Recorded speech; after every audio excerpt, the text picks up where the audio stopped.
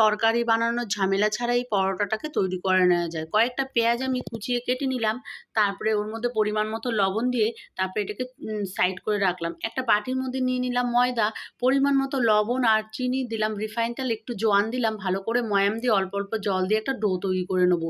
তারপরে দেখো পেঁয়াজটাকে চটকে জলটাকে ফেলে দিয়ে তার মধ্যে দিয়ে দিলাম ধনেপাতা কুচি, লঙ্কা কুচিও দিতে পারো তোমরা, ধনের গুঁড়ো, জিরের গুঁড়ো, আর দিয়ে দিলাম হচ্ছে লঙ্কার গুঁড়ো, আর একটু ভাজা মশলা দিলাম।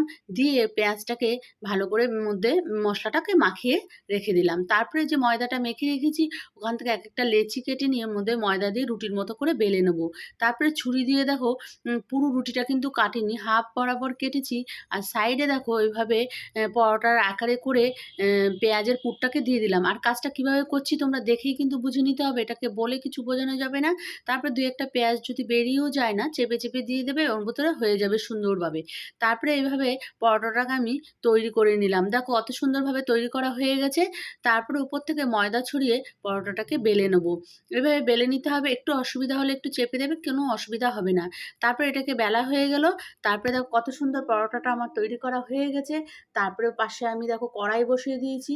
তো কড়াইয়ের মধ্যে প্রথমে পরোটাটা দিয়ে দিলাম, তারপরে উল্টে পাল্টে সেঁকে নিয়ে তারপরে ঘি, বাটার, তেল যার যেটা ভালো লাগে সে সেটা দিয়ে এটাকে সেঁকে লাল করে ভেজে নেবে। তোমরা এটা সসের সাথে খেতে পারো, ভীষণই ভালো লাগে খেতে। তোমাদের যদি এরকম ভিডিও ভালো লাগে অবশ্যই একটা লাইক আর শেয়ার করো, সাবস্ক্রাইব করে নিও। পাশে